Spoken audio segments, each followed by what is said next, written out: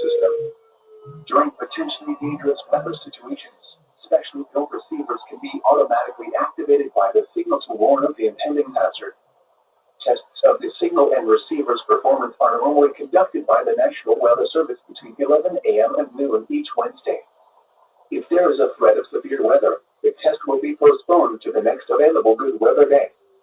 Reception of this broadcast, and especially the warning alarm tone, will vary at any given location. This variability, normally more noticeable at greater distances from the transmitter, can occur even though you are using a good quality receiver in good working order. The warning alarm tone will be activated for hazardous watches and warnings for the following counties: Allen, Otways, Defiance, Encon, Harding, Logan, Mercer, Paulding, Putnam, Shelby, Van Wert, and Wyandotte. This concludes the weekly test of weather radio station WXJ 93 Cridersville, Ohio.